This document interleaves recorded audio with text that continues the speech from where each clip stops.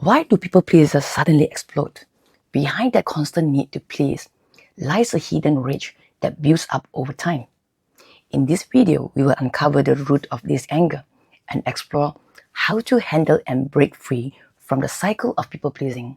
I'll also share my own personal story of struggling with people pleasing and how I finally broke free. It's time to break free, heal your soul, and rise like a phoenix.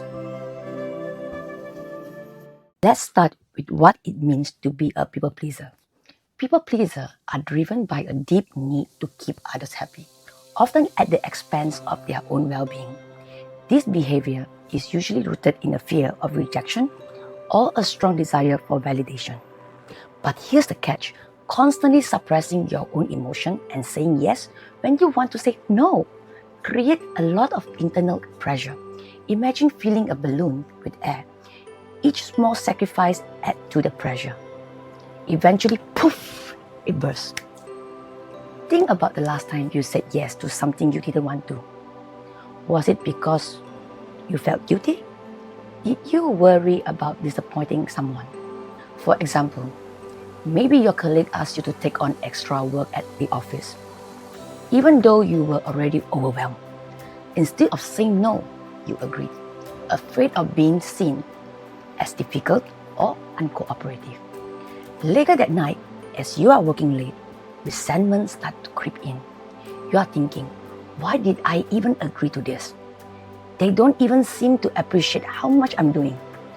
This small moment of frustration might seem insignificant, but it adds up to that growing pressure. I'm worthy of saying no when something doesn't align with my happiness. The build-up. This build-up can take years, trust me. Every time you avoid conflict or bottle up your feeling, you are adding another heavy rock to that backpack. And eventually that backpack gets so heavy, you can barely even carry it anymore. Let's say you have a family member who always interrupts you. They talk over you, they don't listen, and it drives you crazy. But you don't say anything because you don't want to cause a scene. You just laugh it off and let them steamroll you, telling yourself it's not a big deal. But over time, each interruption chips away at your patience. You start to feel invisible, like your voice doesn't even matter. Then one day, they interrupt you again, and boom, you explode. You shout, "Can you please let me finish for once?" And everyone starts staring at you like you've gone completely insane. It's not just about that one interruption. It's the years of feeling unheard and disrespected that finally came crashing down. Psychologists call this a threshold moment. To others, it might seem like you are overreacting, but it's the culmination of years of pent-up emotion. Affirmation: I release the pressure of trying to please everyone. My emotions are valid. The hidden rage. What makes this anger so shocking is that it often comes out of nowhere. People who knows you as the nice one, the easygoing one, are completely baffled. No? And to be honest, you might be surprised by your own reaction too. Have you ever felt like your emotion just erupted out of nowhere? Like you weren't even sure why you were so angry? That hidden rage of a people pleaser is not just an anger. It's years of frustration, sadness, and exhaustion all bubbling to the surface. Affirmation: I honor my feelings and express them before they overwhelm me. How society encourages people pleasing? Let's be real.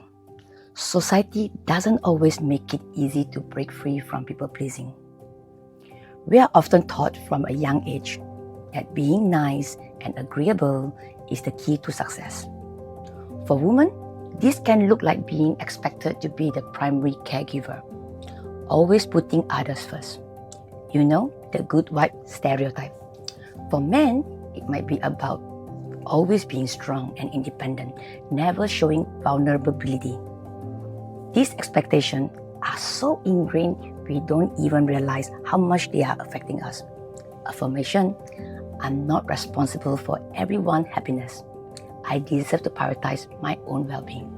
Why suppressed emotion lead to explosion? Here's the thing about emotions. They don't just disappear if you ignore them. When you suppress frustration, disappointment, or sadness, those feelings just keep building up inside. It's like shaking a soda bottle. Eventually, it's going to explode. Imagine you are constantly saying yes to favors, helping friends move, covering shift at work, always being the one to plan the events. Each task might seem small, but it adds up. You keep telling yourself, it's fine, I can handle it. But you are slowly drowning in your own responsibility. Then, BAM! One day, something small triggers a massive meltdown. Maybe a friend asks for a last-minute favor and you snap. Can't you just ask someone else to do for once? No? They are shocked. You are shocked. And you're left wondering what just happened. But it's not about that one favor. It's the years of saying yes when you wanted to say no. That finally came to a hit.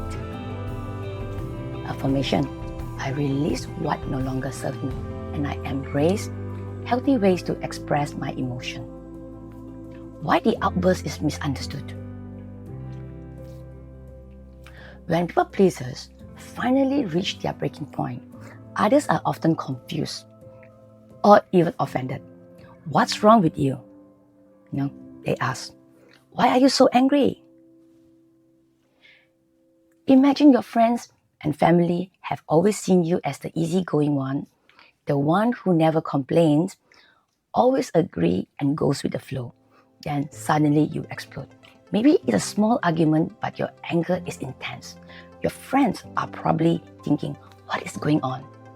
They don't understand the years of suppressed emotion that led to this moment. And while their reaction is understandable, it's important to remember that your feelings are valid. The hidden toll of relationship. Interestingly, being a people pleaser doesn't just hurt you, it can hurt your relationship too. When you say yes to everything, you might think that you are being helpful, but in reality, it can lead to a resentment and burnout. The good news is, when you set boundaries, the people who truly value you will respect them. But sometimes, setting boundaries can shift relationships over time, and that's okay too. I had a friend who used to call me almost every day, often venting about things that didn't feel relevant to me. These conversations would last 1 to 2 hours, and I often think about how much I could have done with that time instead. It wasn't that I didn't care, but I started to realize how drained I felt after each call. Eventually, I decided to set a boundary. I told her, Monday to Friday is my time to focus on my work and myself, so I won't be available for call during the week. At first, she adjusted and began calling on Friday evening or over the weekend instead. But over time, she stopped calling altogether. Not entirely sure why. And it's possible that the boundary I set played a role. But honestly, it doesn't bother me at all. In the past, I might have been sensitive about these things, worrying about other people feeling or feeling hurt when a friend seems to pull away. It used to bother me when friendship faded like that. But I've learned something important. Boundaries are about valuing my own time and energy, even if they change the nature of certain relationships. On the other hand, there are people in my life who respected my boundary from the start. When I explained that I needed to prioritize my personal time, they show kindness and understanding, even in their quiet acceptance. They didn't need to say much, but their action spoke volume about their respect for me. That was more than enough to show me that the people who truly care about you don't need constant access to your time. They simply value you for who you are. Boundaries aren't about pushing people away. They are about honoring yourself. Some relationships may shift or fade, while others will grow stronger through mutual respect.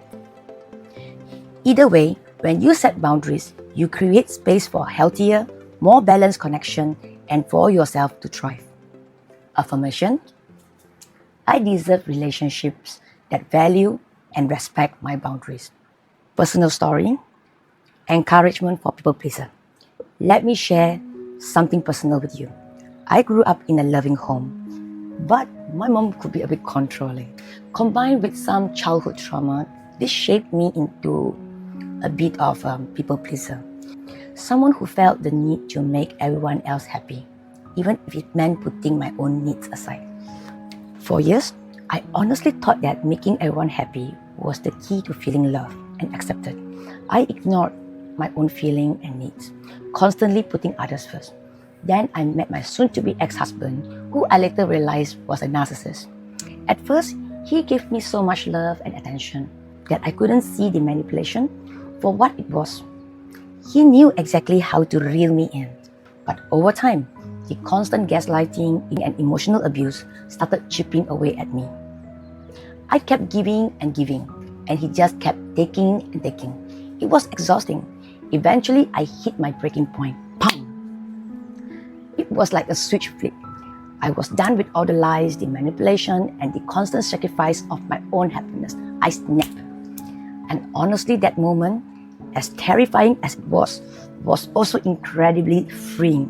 For the first time in my life, I let out all the anger I've been bottling up for years. While I wouldn't recommend snapping as a solution, for me, it was a wake-up call. It made me look at myself and realize something important. I couldn't keep living like this. I was done people-pleasing at the expense of my well-being. Since that moment, I've made a promise to myself. I've never ever put someone else's happiness above my own, if it doesn't resonate with my heart. It hasn't been easy. It's been a process. But I've learned to set boundaries and honor my own needs. And let me tell you, that shift has been the most freeing and life-changing thing I've ever done. So, if you are a people pleaser, like I was, let me tell you this. You don't have to give up your happiness or your well-being for others. You don't owe that to anyone. Ask yourself this. Am I truly happy when I sacrifice so much of myself for others? Be honest with yourself. Deep down, the answer is probably no. And that's okay. It's okay to be kind to people who are kind to you, because that's what healthy relationships look like. But constantly putting others ahead of yourself at the cost of your well-being is not healthy. When I stopped people pleasing, it wasn't just a small shift. It was a complete transformation. I became stronger than I ever thought I could be. Some people were shocked, even offended by the new boundaries I set. But you know what? The joy of finding my true self far outweighed the discomfort of disappointing others. Now I live by what my heart tells me. If something doesn't feel right, I don't force myself to do it. That change, learning to trust myself and honor my feeling, has been the most satisfying and freeing thing I've ever done. So to anyone still stuck in the cycle of people pleasing, I encourage you to take a step back and ask yourself, what do I really want? Am I honoring my happiness? You deserve to live authentically, and I promise you, it's worth it. Affirmation: being my true self is the most freeing and fulfilling choice I can make. Breaking the cycle. Here's what I've learned. It's okay to say no. It's okay to prioritize yourself. You don't have to carry the weight of everyone else's happiness. Start small. The next time someone asks you to do something, say, "Let me think about it." This simple pause gives you space to decide what truly feels right. For example, a coworker might ask you to help them finish a project because they're falling behind. In the past, you might have immediately said yes, even if it meant staying late or sacrificing your own tasks. Instead, you say, "Let me think about it and get back to you." Okay? Later, after considering your own workload and energy, you realize you can't take the extra responsibility without overextending yourself. When you let your co-worker know, you say, "I've thought about it, and unfortunately, I won't be able to help this time. I hope you understand." This approach gives you the opportunity to reflect before committing, helping you avoid unnecessary stress while also setting a clear boundary. Over time, this small pause build your confidence and honoring your own need. Okay, affirmation. I'm allowed to take up space. My needs are just as important as anyone else. Saying no is an act of self-care. I also found out that journaling was a lifesaver. Writing down my thoughts helped me process my emotions before they reach a boiling point. It gave me clarity and helped me identify patterns in my behavior and triggers. Okay. Setting boundaries, even small ones, was another game changer. Saying no to something that didn't feel right gave me the space to breathe and reconnect with myself. These small steps built a foundation for bigger changes in my life. If this message resonated with you, or if you learned something valuable about breaking free from people pleasing, I do love for you to stay connected. This isn't just about watching a video. It's about building a community where we support and uplift one another. Healing and growth are always better together. Think about how many people are still struggling in silence, just like I once was. If you know someone who could benefit from this message, please share this video with them. You never know, it might be a turning point. They need to start their journey towards change. I do also love to hear from you. Have you ever felt stuck in the cycle of people pleasing, or are you working on setting boundaries? Share your stories in the comment or send me a message. Together, we can inspire and empower one another to keep moving forward. Before you go, don't forget to like this video, subscribe to the channel, and click the notification bell so you never miss content that help you prioritize yourself and your well-being. If you are ready to take the next step, check out my next video by clicking here. Let's create the space we all deserve together.